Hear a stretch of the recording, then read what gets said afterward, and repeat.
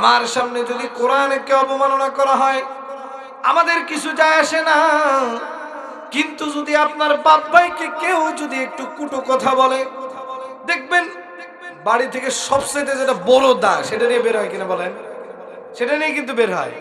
কিন্তু দেখবেন যদি কোরআনকে অবমাননা করা হয়, যদি কুটুক্তি করা হয় নবীকে নিয়ে, দেখবেন একটা লোকও বের হয় না। ও বলবে যে কি করার দরকার আছে, যা হয়েছে হয়েছে, কথা বল ঠিক কিনা? প্রিয় ভাইরা আমার, যে কথাটি বলতেছিলাম, ফেরাউনের সময়কালে যখন আসিয়া, ফেরাউনের স্ত্রীর নাম তো সবাই জানেন, এই আসিয়ার মাথার চুল অনেক লম্বা ছিল, আর অধিকাংশ সময় জান্নাতি নারীদের চুল ছিল অনেক লম্বা। বলে কেমন লম্বা?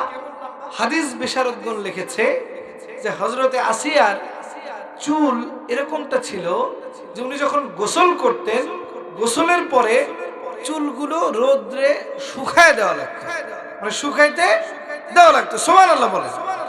প্রিয় ভাইরা আমার, এই চুল শুকানোর জন্য একজন দাসী নিযুক্ত ছিল, তার নাম হলো মাসিতা। কি নাম বললাম? মাসিতা। এই মাসিতা গোপনে হযরতে মুসা কালিমুল্লাহর কাছে ইসলাম ধর্ম গ্রহণ করে নিল। হঠাৎ করে একদিন যখন মাসিতা হযরতে আসিয়ার চুল আশ্রানো নিয়ে ব্যস্ত ছিল, হঠাৎ করে চুল আশ্রাইতে গিয়ে চিরুনিটা মাটিতে পড়ে যায়।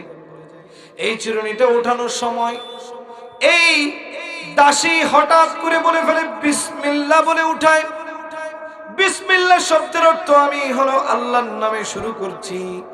হঠাৎ করে ফিরাউনের কন্যা এই কথাটা শুনে ফেলে।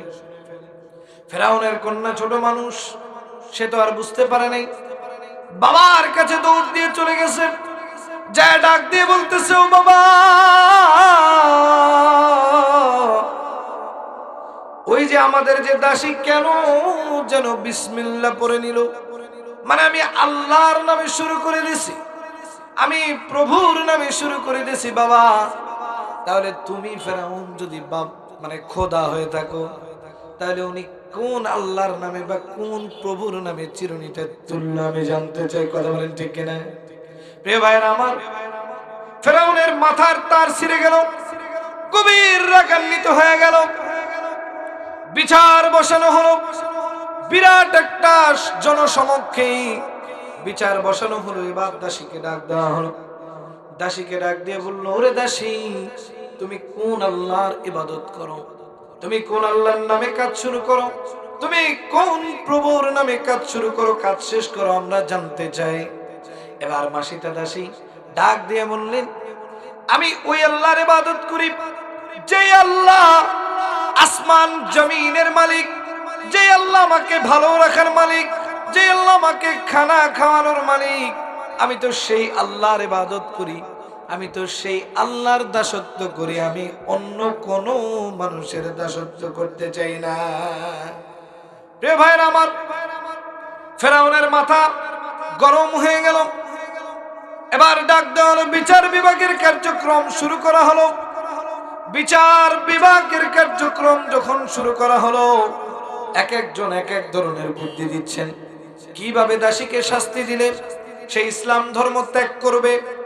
একের পর এক শাস্তি দেওয়ার পরিকল্পনা যখন ফেরাউন করছিল, হঠাৎ করে একজন বৃদ্ধ মুশরিক কাফের ডাক দিয়ে বলল, ও বাচ্চা ফেরাউন, মা তার সন্তানের প্রতি সবচেয়ে বেশি দুর্বল হয়।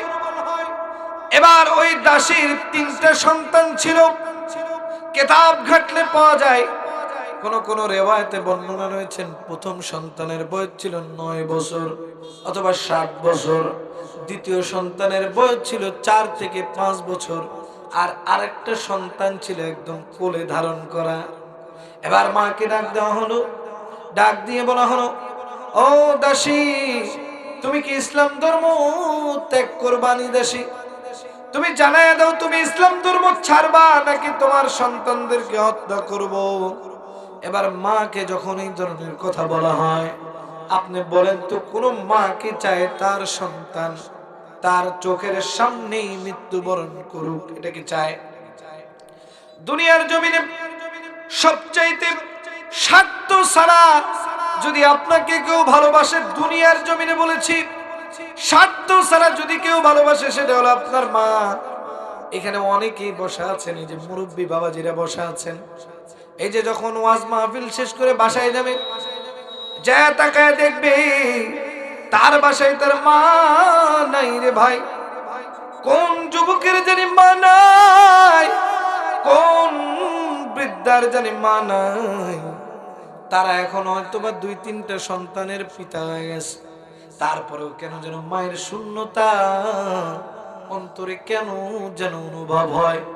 যার দুনিয়াতে মা নাই সে ভালোভাবে জানে, আবার অনেকের মা আছে কেন যেন তার সঙ্গে দুর্ব্যবহার করে। পৃথিবীর সবচাইতে উত্তম ব্যবহারটা করা উচিত তার বাবা মার সঙ্গে, কিন্তু আমাদের সমাজে এখন অনেক মানুষ রয়েছে দেখবেন পৃথিবীর সবচাইতে নিকৃষ্ট ব্যবহারটা বাবা মার সাথে করে। কথা বলেন ঠিক কিনা?